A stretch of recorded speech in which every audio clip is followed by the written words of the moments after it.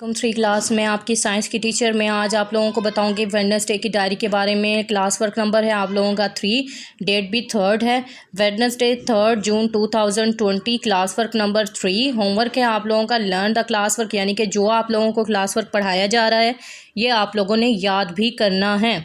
Class है आप लोगों की 3, सब्जेक्ट है आप लोगों का science, lesson number 10। Page number मैंने मेंशन किया है, आप लोगों का पेज नंबर है 59 एंड 60। ओके, इसी पैटर्न से आप लोगों ने अपनी क्लास वर्क कॉपी को भी रेडी करना है। अब इसमें आप लोगों की है पेज नंबर 59 पर है आप लोगों की डायग्राम आप लोगों की देख लें। ये वाली डायग्राम है जो कि आपकी अपनी कॉपी पर बनी हुई होनी चाहिए।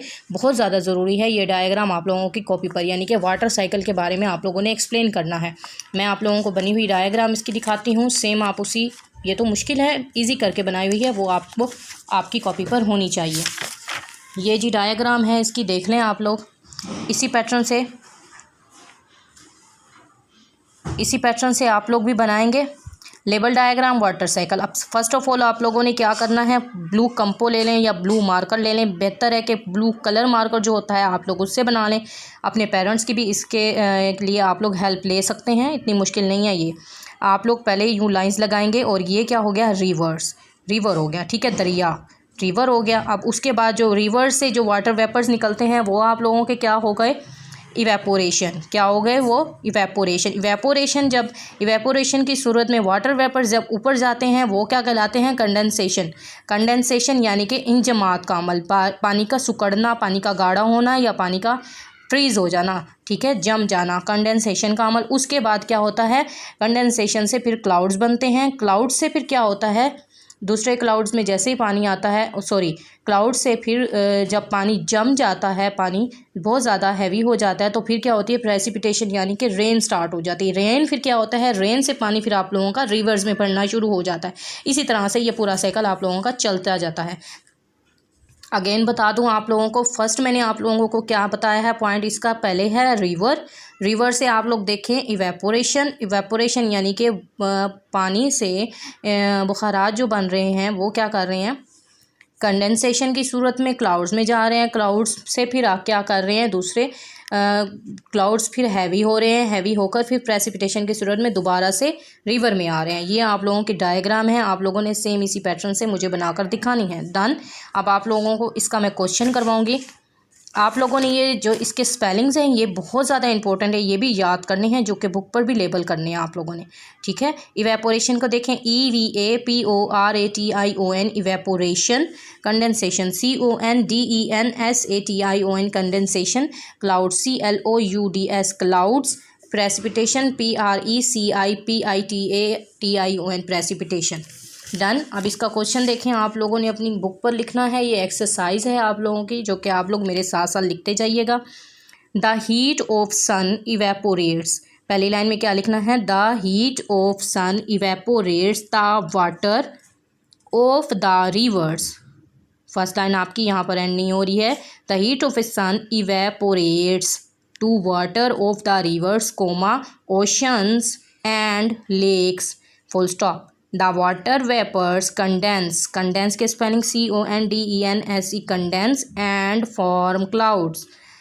from का F कैपिटल आएगा, फुल स्टॉप लगाकर from these clouds water falls in the form of rain। This water cycle take place again and again, ठीक है। डन। अब आप लोगों ने ये लिखना है पेज नंबर 59 पर, बुक की ये चीज़ फिल करनी है। ऊपर जो डायग्राम मैंने आपको दिखाई है ये भी आप लोगों ने सेम उसी पैटर्न से फिल करनी है। अब आप लोगों को नेक्स्ट इसका पेज बताऊंगी। पेज नंबर है आप लोगों का 60। आप लोग यहाँ पर देख लें, पेज नंबर है आप लोगों का 60। इसमें आप लोगों का नेक्स्ट लेसन स्टार्ट हो रहा है। नेक्स्ट लेसन पर आप लोगों फ़ौरन वही डेट पुट करनी है जो मैंने आपको बताई है, 3/6/2020, यानी कि रेनी है, क्लाउडी है, क्या डे है, वेडनेसडे पर टिक करेंगे, सनी है तो सनी पर टिक करेंगे।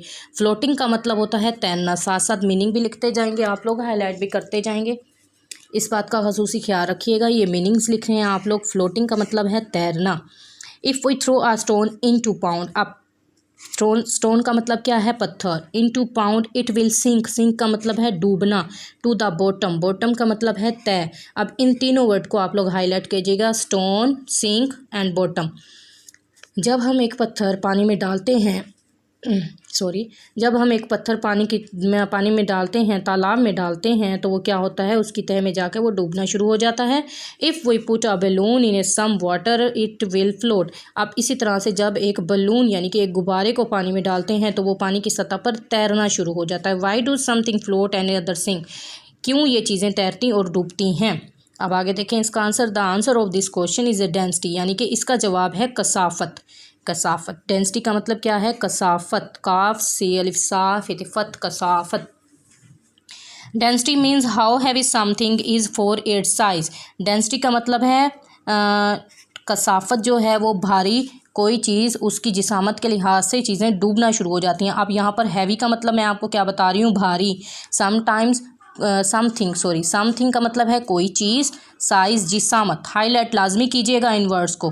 It is a physical property. Physical property का मतलब है तिबी खसूसियत, तिबी खसूसियात या तिबी खसूसियत ऑफ मैटर मादा, ऑफ मैटर मादा। मीम अलिफ माद अलहिदा मादा, ठीक है। For example a core of A light, core is light for its size. अब ढक्कन जो होता है, कोर का मतलब क्या है, ढक्कन। आप लोग लिख लें, कोर यानी कि ढक्कन जो है वो अपनी जिसामत से बहुत ज़्यादा हल्का होता है, किसी चीज़ की जिसामत से बहुत ज़्यादा हल्का होता है। A piece of a iron, एक आयरन लोहे का टुकड़ा। आयरन का मतलब क्या है, लोहा। पीस का मतलब टुकड़ा। मीनिंग लिख रहे हैं साथ साथ। The same size of a core. आप उसी का साइज़ जब देखेंगे ढक्कन का साइज़ तो क्या होगा, मच हैवियर, भारी। मच हैवियर, भारी। Because it is more dense than cork, यानी कि वो दूसरे ढक्कन से ज़्यादा वजनी होगा। डेंस का मतलब यहाँ पर क्या आएगा, वजनी, ठीक है। सिमिलरली इसी तरह से a piece of a stone, इसी तरह से किसी चीज़ का टुकड़ा, पत्थर का टुकड़ा। पीस ऑफ स्टोन का मतलब यहाँ पर आएगा पत्थर का टुकड़ा। Is a more dense than a piece of a paper of the same size. इसी तरह से वो कह रहा है कि एक पत्थर का टुकड़ा और एक कागज़ का टुकड़ा जो है वो जिसामत के लिहाज से उन दोनों में कसाफत रख रहा है, यानी कि उसमें हैवी कौन सा है और लाइट कौन सा है। आप लोग खुद देखें। Objects that are a denser than water sink in a water.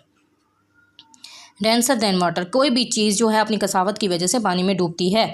Objects that are a less denser than water float in water, ठीक है। जो कम वजनी होती है वो पानी में फ्लोट करती है, यानी कि तैरती है। Things float because water pushes them up move they then they are pushed down. जब कोई चीज़ तैरने लगती है तो पानी उसको ऊपर की तरफ धकेलता है। This upward force of a water is called upthrust. तो ये क्या कहलाता है, अपथर्स्ट का मतलब क्या आएगा, उछाल, उछाल कहलाता है। तो ये कुव्वत क्या कहलाती है, पानी में उछाल कहलाती है। अब मैंने आप लोगों को बता दिया, आप लोगों ने इसको हाईलाइट करना है, इन जो मैंने वर्ड्स को बताया है। और साइड के मीनिंग देख लें। सिंक का मतलब है डूबना, फ्लोट का मतलब है तैरना, ठीक है। ये वाले मीनिंग भी, साइड के मीनिंग भी बहुत ज़्यादा इंपॉर्टेंट होते हैं, आप लोगों ने इनको भी हाईलाइट करके मुझे दिखाना है, ठीक है।